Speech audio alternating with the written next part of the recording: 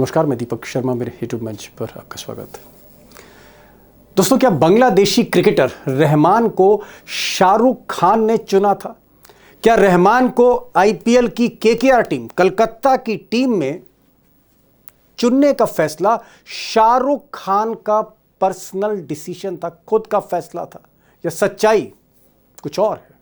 अब ये सवाल इसलिए बड़ा है आज की तारीख में क्योंकि बीजेपी के विधायक, बीजेपी के सांसद, बीजेपी के बाहुबली नेता, बीजेपी के साधु और बाबा, सब के सब पूरा इकोसिस्टम शाहरुख खान के पीछे हाथ धो के पड़ गया है और ये आरोप लगा रहा है, बल्कि धमकी दे रहा है कि शाहरुख खान ने बांग्लादेशी क्रिकेटर रहमान को अपनी टीम में शामिल करके देश के साथ बहुत बड़ी गद्दारी की है और इसका अंजाम बहुत बुरा होगा। शाहरुख खान कब देश का समर्थक रहा है? महाराज जी, क्या सनातनियों को शाहरुख खान का बहिष्कार करना चाहिए? पूर्ण बहिष्कार करना चाहिए और कर दिया बहिष्कार। जो भी इस प्रकार की अनुमति देगा वो राष्ट्रद्रोही है। ऐसे नीच लोगों के साथ हमारी संगति नहीं होनी चाहिए। अब दोस्तों, ये मामला इसलिए संगीन होता चला जा रहा है क्योंकि शाहरुख खान को गद्दार कहने की, गद्दार ब्रांड करने की ये जो मुहिम है, ये दिन ब दिन बढ़ती चली जा रही, पूरे देश भर में, कलकत्ता में भी, लखनऊ में भी, भोपाल में भी, दिल्ली में भी, यहाँ तक कि मुंबई में भी ये मुहिम बहुत तेज़ी से बढ़ रही है। और आज संगीत सोम, जो योगी के आंख के तारे हैं और बीजेपी के बाहुबली नेता हैं, उन्होंने आज फिर दोहराया कि रहमान के जहाज को एयरपोर्ट पर उतरने नहीं दूंगा। सीधे सीधे स्ट्रेट धमकी है शाहरुख खान को कि शाहरुख खान संभल जाएं, वरना जहाज नहीं उतरने दूंगा हवाई अड्डे पे। शाहरुख खान जैसे गद्दार लोग, मैं इन्हें गद्दार इसलिए कह रहा हूं कि इनके पास जो भी है आज भारत का दिया हुआ है, भारत की जनता का दिया हुआ है, लेकिन ये पैसा लगाते हैं कहां? जो देश भारत के खिलाफ काम कर रहा है उसके खिलाड़ी पे पैसा लगाएंगे, रहमान जैसे खिलाड़ी पे लगाएंगे। मैं शाहरुख खान जैसे लोगों को कहना चाहता हूं कि वो कामयाब नहीं हो पाएंगे इसमें, किसी भी कीमत पे वो यहाँ रहमान को खिला नहीं पाएंगे, ये एयरपोर्ट पार नहीं करा पाएंगे। अब दोस्तों, जो लोग संगीत सोम को नहीं जानते उनके लिए मैं बहुत स्पष्ट कहना चाहूँगा कि संगीत सोम वो बाहुबली नेता हैं जिनसे उत्तर प्रदेश की पुलिस और अफसर, इनकी भी हवा सरकती है, ये भी घबराते हैं। ये इनका जोर है पूरे पश्चिमी उत्तर प्रदेश पे। और मुजफ्फरनगर के जो दंगे थे, इन्होंने कहा कि मैं उसका हीरो हूँ, और उसी वजह से अमित शाह के पहले करीब हुए और अब योगी के करीबी। तो संगीत सोम अगर कह रहे हैं तो इसको कभी हम हल्के में नहीं ले सकते। बहरहाल अब दोस्तों, इस पूरे मामले में शाहरुख खान की गलती है, उन्होंने वाकई गलती की, या उनकी कोई गलती नहीं है, उनका कोई लेना देना नहीं है टीम सिलेक्शन में। मैं इस तह में, इसकी तह में जाऊंगा, लेकिन मैं चाहता हूं कुछ सवाल ऐसे हैं जिस पर अगर आप गौर करेंगे तो मुझे लगता है कि सारा मामला एकदम क्रिस्टल क्लियर होगा। जैसे सवाल नंबर 1 कि क्या शाहरुख खान की रिकमेंडेशन पर, उनकी चॉइस पर केकेआर, कोलकाता नाइट राइडर्स जो टीम है आईपीएल की, उसके मैनेजमेंट ने, टेक्निकल टीम ने, क्या शाहरुख खान के सिफारिश पर रहमान को रखा टीम में? Point number 1। और पॉइंट नंबर 2, या फिर शाहरुख खान ने रहमान की जो बोली लगाई, उसका सुझाव, उसका रिकमेंडेशन केकेआर टीम के कोच, हेड कोच, कप्तान, टीम के मेंटर और मैनेजर, इनकी तरफ से आया। उनके कहने पर शाहरुख खान ने सिर्फ एक सहमति दी। और सवाल ये भी है कि शाहरुख खान भले ही टीम के ओनर हैं, जैसे प्रीति जिंटा टीम के ओनर है, बाकी सेलिब्रिटीज टीम के ओनर, क्या शाहरुख खान सिर्फ एक फेस है, एक सेलिब्रिटी फेस है केकेआर के, या फिर वो प्लेइंग 11 में या फिर टीम के सिलेक्शन में भी उनका दखल है? टीम में दखल है या टीम में दखल नहीं है? और दोस्तों, सवाल एक और बड़ा इंपॉर्टेंट है कि क्या रहमान को, बांग्लादेशी प्लेयर रहमान को आईपीएल में खेलने की जो क्लियरेंस है वो भारतीय क्रिकेट कंट्रोल बोर्ड ने दी? और क्या जो देश का, हमारे देश का विदेश मंत्रालय है, गृह मंत्रालय, क्या इसने क्लियरेंस दी कि बांग्लादेश का ये प्लेयर आईपीएल में खेल सकता है? और गृह मंत्रालय से मेरा मतलब है कि क्या अमित शाह के दफ्तर ने रहमान को खेलने की इजाज़त दी, क्लियरेंस दी, कोई आपत्ति दर्ज नहीं करी, जैसा कि पाकिस्तान के मामले में होता है? और जब अमित शाह का नाम आ ही गया है तो क्या अमित शाह के जो बेटे हैं जय शाह, जिनके हाथ में दुनिया का क्रिकेट है, पूरे देश दुनिया का क्रिकेट है, क्या अमित शाह के बेटे जय शाह के पसंदीदा लोगों ने ही बोर्ड में क्लियरेंस दी रहमान को? अब दोस्तों, इन्हीं सारे सवालों के आज मैं आपको एक एक करके जवाब देना चाह रहा हूं।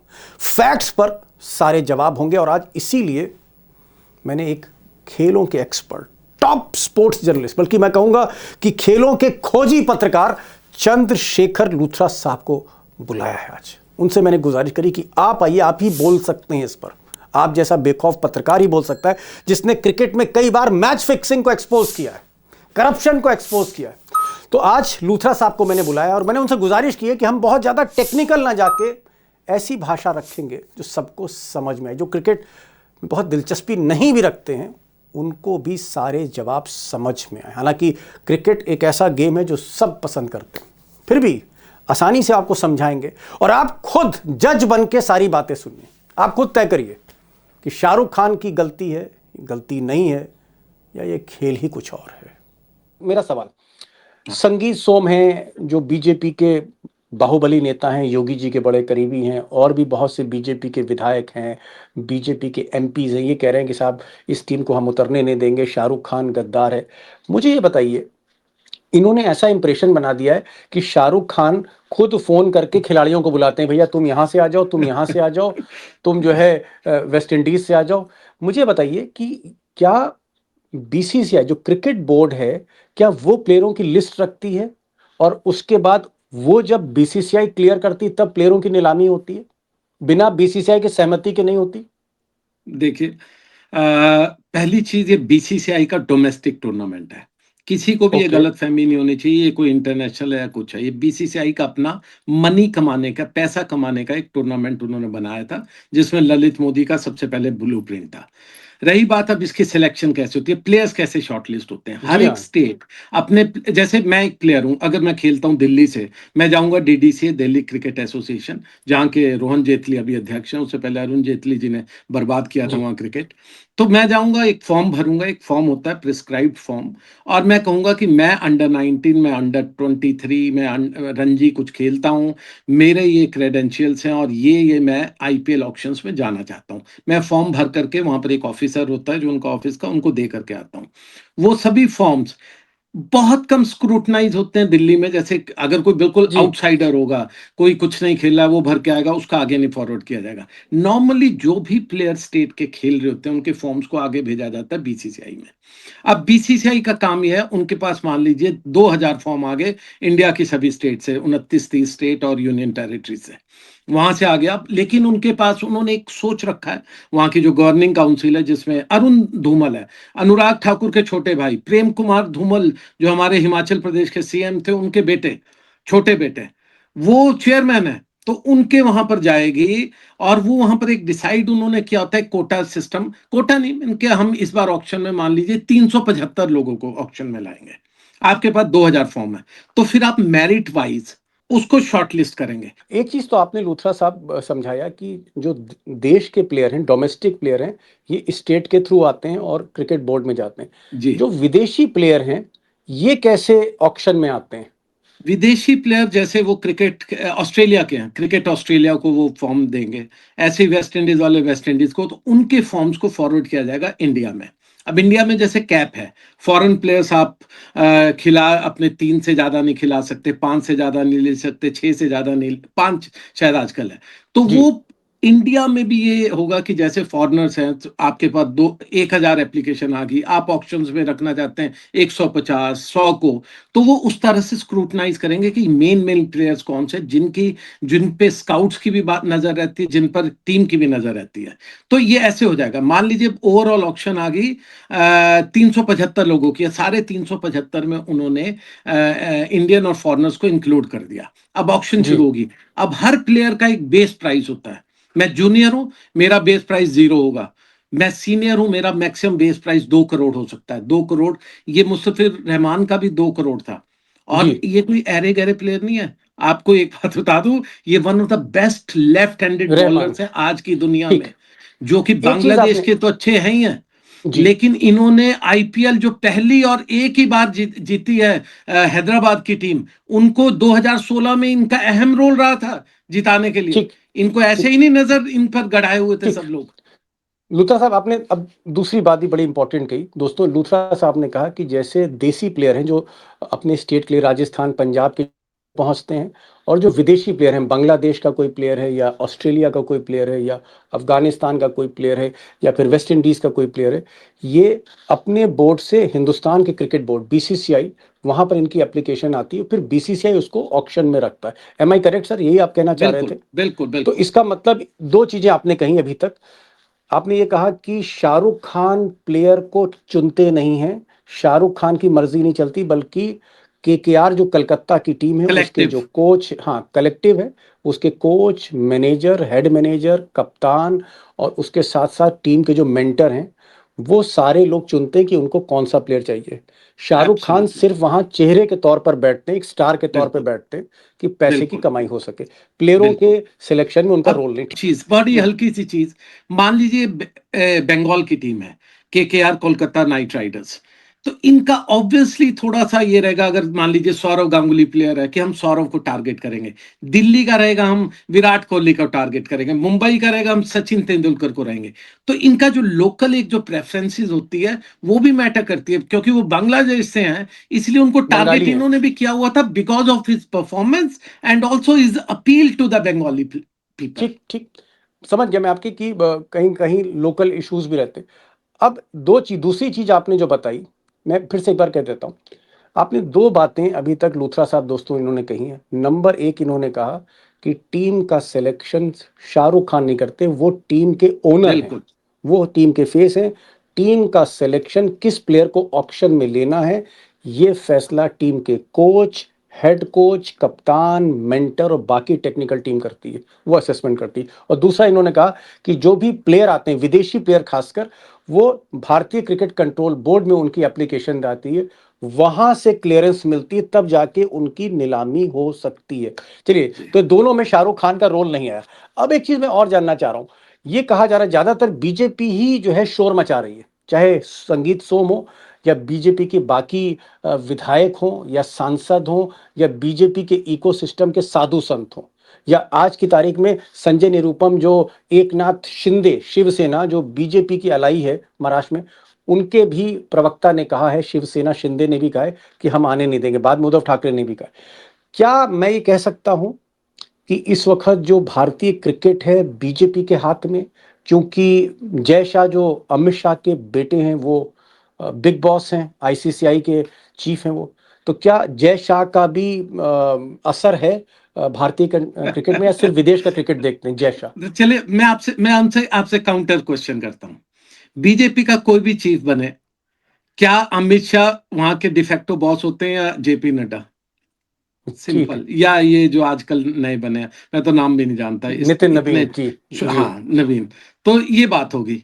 क्या जो आईसीसी के जो चीफ है, तो वहां जाना था, थोड़ा वर्ल्ड क्रिकेट को भी बर्बाद करना था, वो अलग चीज है। लेकिन overall BCCI is being controlled by BJP. एक उसमें आलू या टमाटर कह दीजिए, वो राजीव शुक्ला है, वो तो किसी भी टीम में हो सकता है, कभी भी हो सकते हैं। वो तो सारे वो के मेरी सारे तरह मतलब आप। वो जी। मेरी तरह है, पॉलिटिकल है। उनका भी उनका काम दूसरा है, वो अमर सिंह है आजकल के। तो इसलिए इसको छोड़ दीजिए। तो बीसीसीआई का पूरा कंट्रोलिंग पावर इनके पास है। और ये लोग संगीत बीजेपी के सोम पास। हो, बिल्कुल पूरी तरह से संगीत सोम हो या कोई भी हो, अगर ये उंगली उठा रहे हैं, ये जय शाह पे उंगली उठा रहे हैं, ये अरुण धूमल पर उठा रहे हैं, ये अनुराग ठाकुर पे उठा रहे हैं, और ये ओवरऑल बीजेपी पार्टी पे, अपनी पार्टी को बदनाम कर रहे हैं कि आप कैपेबल नहीं है, इसलिए ये इस जो, अच्छा प्लेयर एक को चीज और लिया बता गया। दीजिए, एक चीज और बता दीजिए। आपने कहा कि आईपीएल के जो चेयरमैन हैं अरुण धूमल, वो सगे भाई हैं अनुराग ठाकुर के, बीजेपी के जो छोटे एमपी भाई। हैं, छोटे भाई, सगे छोटे भाई हैं। हाँ। और फिर पूरे वर्ल्ड क्रिकेट के मालिक मुख्तार जय शाह हो गए, अमित शाह के बेटे। भारतीय क्रिकेट कंट्रोल बोर्ड के जो मिथुन मनहास क्रिकेटर हैं, ये किसके आदमी हैं? ये कांग्रेस के हैं, मिथुन किसके? मनास मिथुन मनास जेएंडके के लिए भी खेल रहे हैं और दिल्ली के लिए भी खेल रहे हैं। दिल्ली के कप्तान भी थे, मैंने बहुत कवर किया। Was a wonderful player. लेकिन कभी इंडिया नहीं खेल पाए, अनफॉर्चुनेटली। शायद खेल सकते थे, एक मौका नहीं, ऐसा था, आदमी नहीं किस खेल पाए। पार्टी से लाइन में, ये जानना चाह रहा हूँ। प्योरली प्योरली बीजेपी का एजेंडा लेकर के J&K क्रिकेट चला रहे थे। वहां पर एडमिनिस्ट्रेटर बैठा हुआ था, उसके वो चेयरमैन थे, और वहां पर उन्होंने पूरी तरह से इनका एजेंडा चलाया। मुझे इस बारे में बीजेपी कोई का। शक नहीं, बहुत सी खबरें आई, सब कुछ हमने देखा, और आज उनको ये रिवॉर्ड दिया गया है क्योंकि तुमने वहां अच्छा किया। जैसे मनोज सिन्हा को यहाँ अच्छा करके वहां का लेफ्टिनेंट गवर्नर बनाया गया, वैसे ही मिथुन मन्हास को BCCI चेयरमैन बनाया गया आफ्टर रोजर बिन्नी, आफ्टर सौरव जी गांगुली। तो इनका स्टेचर अगर वैसे कहो, मैं तो कहूंगा अच्छा प्लेयर, मेरे सामने बहुत अच्छा क्रिकेट खेल रहे हैं, लेकिन इनके स्टेचर वाइज अगर बात करें, ये ओके, BCCI चीफ नहीं बन सकते थे, ओनली बिकॉज ऑफ बीजेपी के आशीर्वाद की वजह से ये चलिए बने। अब मैं तीन चीजें आपके सामने और रख देता हूं। आप क्योंकि एक्सपर्ट हैं, स्टार, बहुत सीनियर स्पोर्ट्स रिपोर्टर हैं। आईपीएल के चेयरमैन अरुण धूमल, अनुराग ठाकुर के भाई बीजेपी के हुए, जी। ठीक। अब आते हैं बीसीसीआई में मिथुन मन्हास जो क्रिकेटर और हैं, सेक्रेटरी आपका, अभिजीत सैकिया, हाँ अभिजीत से किया, ये वो दोनों भी भी, बीजेपी के बिल्कुल आसाम के, हेमंता शर्मा विश्व के शर्मा, बिल्कुल, बिल्कुल विश्वा ठीक है। शर्मा के बिल्कुल तो बीसीसीआई कॉन्फिडेंट। के बोर्ड के सेक्रेटरी और अध्यक्ष ये भी बीजेपी के आदमी होंगे, मिथुन मिन्हास और बिल्कुल। सैकिया साहब। और तीसरा जो आईसीसी है, ओवरऑल जो कंट्रोलिंग बॉडी है, वहां पर जय शाह हैं उसके पापा के चीफ। मेन बेटे।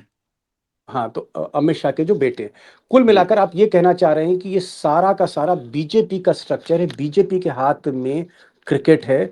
और ये जो रहमान आया है, ये बिना अप्रूवल के बीसीसीआई के आईपीएल के आ ही नहीं सकता है। नहीं, शाहरुख खान का कोई रोल आपको नहीं दिखता है। मैं फाइनल देखिए, जजमेंट चाह रहा हूं आपसे। 2010 में जब IPL ऑक्शंस हो रहे थे बॉम्बे में, मैं वहीं पर था, और जब चल रहा था वहां पर पाकिस्तानी बहुत से प्लेयर्स थे, उससे पहले बहुत से उस वक्त खेल भी हुए पाकिस्तान थे, के आते थे, जी उस हाँ। वक्त पे थे। सडनली एक पर्ची घूमी, मुझे किसी की खबर आई कि एक पर्ची घूम गई है सब में कि IPL पाकिस्तानी प्लेयर्स को नहीं उठाना क्योंकि मुंबई का इंसिडेंट हो गया था। किसी ने ऑक्शन में हाथ नहीं लगाया।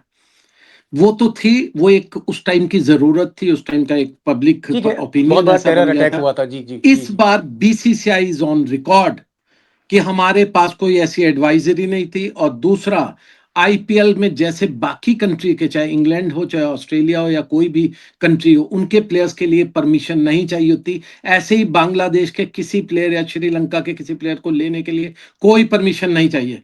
तो इसलिए ये झूठ बोल रहे हैं, ये एक जबरदस्ती की, जो कहते हैं ना, दुश्मनी बढ़ा रहे हैं। और तीसरी बात मैं लास्ट आपको जरूर ये बताऊं, देखिए, ये जो क्रिकेट है ना, ये जो क्रिकेट को ग्लोबलाइज करने का प्लान लेकर के ICC के चीफ गए हमारे जय शाह, ये ग्लोबलाइजेशन तो दूर की बात है, जिस तरह के हमारे हालात हो गए हैं एशियन क्रिकेट काउंसिल में, हम श्रीलंका से दुश्मन है, पाकिस्तान से हाथ नहीं मिलाना चाहते, और बांग्लादेश को दुश्मन बना रहे हैं, नेपाल हमारा वैसे ही दुश्मन होता जा रहा है, तो हम क्रिकेट किसके साथ खेलेंगे? हम क्या क्रिकेट को 9 कंट्री से, 12 कंट्री से ला करके 4-5 पे जिम्बाब्वे रख के साथ देंगे? खेल सकते हैं, जिम्बाब्वे के बस साथ खेल बस सकते हैं, यही तो केनिया के होगा। साथ। बिल्कुल एक एक बिल्कुल यही होने वाला है आखिर हमारे में साथ। एक लाइन में मैं चाहता हूं, आप क्योंकि स्पोर्ट्स जर्नलिस्ट हैं और स्पोर्ट्स में इन्वेस्टिगेटिव स्पोर्ट्स जर्नलिस्ट हैं, खोजी खेल पत्रकार हैं, और क्रिकेट बोर्ड को आप काफी समय से देख रहे हैं। एक लाइन में मुझे बताइए कि शाहरुख खान का इसमें दोष है या शाहरुख खान का दोष नहीं है, मतलब रहमान को चुनने में। नहीं, इसमें सबसे बड़े कल्प्रिट कौन है? मैं आपको बताऊं, वो है MS धोनी। अब आप कहेंगे कैसे? कैसे? इसलिए क्योंकि इनका बेस प्राइस था 2 करोड़, जब इनकी ऑक्शन शुरू हुई अबू धाबी में कुछ दिन पहले, तो इनको चेज किया। पहले शुरुआत में मेरे को एग्जैक्टली ध्यान नहीं, 4 टीमें थी या 3 थी, उसके बाद 2 टीमें ऑक्शन में रह गई। एक चेन्नई सुपर किंग्स, जिसकी पूरी स्कीम धोनी बनाते हैं, कौन लेना कौन नहीं। और ये रहमान जो है प्लेयर, ये चेन्नई के लिए खेल चुके हैं लास्ट टाइम, वो अच्छा, दोबारा इनको धोनी, लेना चाहते थे, रिलीज किया, धोनी इनको लेना चाह रहे दोबारा थे। लेना चाह रहे थे। तो इसका मतलब MS धोनी भी इसको चेस कर रहे थे। 9 करोड़ के आसपास ये गए हैं, 9.2 करोड़ के आसपास, 9.2 करोड़ तक यानी कि बिके हैं, जी। 9.1 करोड़ तक चेन्नई धोनी इनके पीछे थे।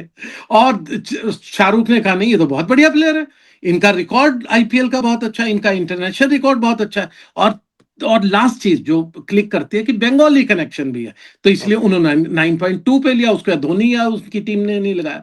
तो चलिए, इस धोनी सब तो में एक्सपर्ट है, कल्प्रिट बहुत लेकिन है। धोनी तो चलिए एक्सपर्ट हो गए, लेकिन शाहरुख खान क्रिकेट के एक्सपर्ट नहीं है, वो एक सेलिब्रिटी फेस है। उनका एब्सोल्युटली, हस्तक्षेप सिर्फ ये रहता है कि आगे आगे एब्सोल्युटली। रहो, और टीम की फाइनेंसेस जो हैं वो पैसा उठाओ मार्केट से। बिल्कुल। लेकिन आपका ये कहना है कि शाहरुख खान ने अगर ऑक्शन का लिए झंडा उठाया तो वो सिर्फ उनको दूसरों के उनको सजेशन उनके कोच या कप्तान बता रहे थे, ओके ओके अदरवाइज कोई भी नहीं उठाता। ऑक्शन में कई क्योंकि बार नॉन शाहरुख की टेक्निकल बेटी आदमी। बैठ जाती ओके, है, कभी समझ कोई अपने दोस्त को बिठा लेते हैं। उनका काम नहीं है ये सब करना, उनका काम है ओके, सिर्फ बैटन उठाना और दिखाना कि अभी हम ऑक्शन में हैं, हम 10 लाख बढ़ा रहे हैं, ठीक है, हम 20 समझ लाख गए। बढ़ा रहे हैं। चलिए, एक चीज एकदम क्लियर लूथरा साहब ने कर दी कि शाहरुख खान टीम के सिलेक्शन में नहीं है प्रोसेस में, उसमें मैनेजर, कोच, कप्तान, बाकी लोग हैं। दूसरा, उन्होंने कहा कि कई टीमें जो हैं वो रहमान को लेना चाह रही थी, लेकिन फाइनल बिल्कुल। ऑक्शन जो बिड हुई सबसे ज्यादा 9 करोड़ 20 लाख की, 20 वो लाख के केकेआर ने आसपास। की, केकेआर ने की, इसलिए उनको प्लेयर मिल गया। तीसरा, इन्होंने कहा कि BCCI, board of cricket control ने ही क्लियर किया, उसने ही रहमान का नाम क्लियर किया, और विदेश मंत्रालय और गृह मंत्रालय ने कोई आपत्ति दर्ज नहीं की, जिस तरह पाकिस्तान के प्लेयरों को लेकर दर्ज की जाती। तो क्लियरेंस हर जगह से थी और केकेआर ने उसको डिसाइड किया। नहीं, कुल मिलाकर मुझे लगता है लूथरा साहब कह रहे हैं कि बीजेपी सिर्फ और सिर्फ इसलिए हल्ला मचा रही है, संगीत सोम इसलिए हल्ला मचा रहे हैं, या बीजेपी के विधायक और सांसद इसलिए हल्ला मचा रहे हैं क्योंकि उत्तर प्रदेश में चुनाव आने वाले हैं, और इसीलिए वो कह रहे हैं कि हम जहाज लखनऊ में उतरने नहीं देंगे केकेआर का, रहमान का। दूसरा साहब, आप आए इस प्रोग्राम में दीपक एक जी। लास्ट चीज जरूर कहना चाहूंगा। मैंने आज तक सिर्फ जो मुस्लिम तालिबानी सुने थे। आई होप मेरी और आपकी कंट्री कभी हिंदू तालिबान ना बने। ये सब हरकतें करके हम चलिए, अपनी नजरों खेल से का भी माहौल इस खराब देश को होगा गिरा जी। रहे हैं और पूरी दुनिया की नजरों से भी गिरा रहे हैं। चलिए, एक खिलाड़ी होने के नाते, खेल रिपोर्टर होने के नाते कह रहे हैं कि भाई इस तरह से हिंदू तालिबानी सिस्टम ना है, माहौल ना खराब करिए, play the game in the spirit of the game, ये नेहरू जी ने कहा था। Thank you so much Luthra साहब, आप ज्वाइन आपने थैंक यू, किया, अंदर की बातें आपने रख दी आज खोल के। Thank you so much for joining this thank program. You very much.